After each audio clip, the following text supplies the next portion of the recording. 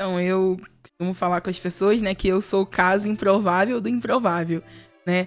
O meu primeiro contato com a igreja foi através do protestantismo, né? Eu comecei a acompanhar as minhas tias, os meus primos participando da igreja protestante mesmo, e assim, foi a minha infância inteiramente ligada a essa igreja. E aí, com 10 anos de idade, meio que virou uma chavinha, né? Aquilo que eu vivia ali dentro da igreja protestante não estava mais me preenchendo, eu não sentia interesse. E uma coisa que eu enxergo muito é que quando a gente participa da vida com Deus, a gente precisa ter interesse para estar cada vez mais junto de Deus. E eu não via mais um interesse em estar ali. E aí, eu estudei em escola pública, mas eu tive sempre professores muito católicos.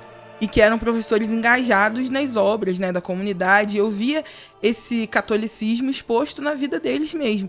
Então, na escola, eu aprendi a rezar Ave Maria, aprendi a fazer o sinal da cruz. Isso tudo estando engajada, né, estando dentro de uma igreja protestante. E aí, quando eu tinha 10 anos de idade, eu falei, bom, eu não quero mais, eu não tenho mais vontade de ir. E aí, eu parei de frequentar a igreja protestante. E um dia, uma vizinha minha, que fazia catequese, me convidou para ir a um encontro de catequese junto com ela. E eu, né, pedi a minha mãe deixou. Minha mãe até então não era convertida, ela não fazia parte de nenhuma igreja. E ela deixou eu ir nesse encontro da catequese, e lá eu achei muito legal. Né, o pessoal se juntava para aprender mais sobre a religião, algo que tinha na igreja protestante, mas que assim, eu não tinha um olhar tão interessado quanto eu tive na catequese. E aí essa vizinha me chamou, eu fui, já era meio do ano pra final, mas aí o catequista abriu uma exceçãozinha, deixou eu participar dos encontros e tudo mais. Eu não tinha nenhum sacramento, né? Eu não era batizada, não era nada, né? E comecei a participar da catequese, comecei a conhecer, comecei a me envolver mais naquele mistério. Comecei a conhecer um pouco mais sobre o que era a missa, apesar de ter preguiça, né? No início eu não era alguma coisa que me apetecia muito ir à missa. Mas, né, coisa de criança, claro, né? Hoje eu pago esse preço na catequese que as minhas crianças não... Você vê, né? Eu vejo. Mas foi um processo, assim, de 1 ano e meio, mais ou menos. Não chegou a ser o processo normal da catequese, mas um processo de 1 ano e meio. E aí o meu catequista perguntou se eu queria viver o sacramento, se eu queria ser batizado, se eu queria ter a primeira comunhão. E aí, nesse processo, aconteceu que um dia eu fui à missa. Né? Eu ia à missa muito de vez em quando, mas era aquela coisa de criança desatenta e tal. E um dia eu fui em uma missa, junto com uma tia minha, e nessa missa teve adoração ao Santíssimo. E ali eu me apaixonei por Jesus. Mesmo sem ainda entender muito bem que aquilo né, que era o corpo do Senhor, né? Sim. Eu me apaixonei por aquele ostensório, eu fiquei encantada com aquilo.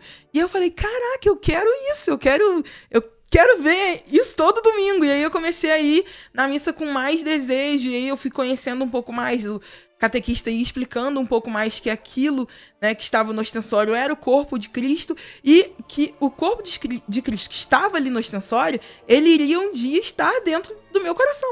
Então um dia o meu coração se tornaria o ostensório. E aí eu falei, cara, eu quero, né, poxa, claro que eu quero. Então eu comecei a ficar um pouco, bem mais interessada do que já estava. E aí comecei o meu processo, né, de sacramentos, isso já com 11, quase para 12 anos. Escolhi os meus padrinhos, então foi um processo muito interessante, porque hoje em dia a gente acompanha tantas crianças que os pais escolhem os padrinhos, e aí a criança cresce, aí os padrinhos já nem ligam tanto para a criança, e eu tive a oportunidade de dentro ali da comunidade ver aquelas pessoas que eu vi que estavam sempre na missa, que eu olhava e percebi que tinha um carinho pela Eucaristia, e eu escolhi, né, 2 padrinhos, eles são até irmãos, para serem... Quais são os nomes deles? Roberto e Dulcicleia. Né? E eu escolhi eles para serem os meus padrinhos porque eram as pessoas que eram os exemplos, né, para mim, de cristãos. E aí escolhi os meus padrinhos, preparei, né, se prepararam todo o esquema lá do batizado, e eu me batizei e fiz a primeira comunhão no mesmo dia, na véspera da véspera de Natal.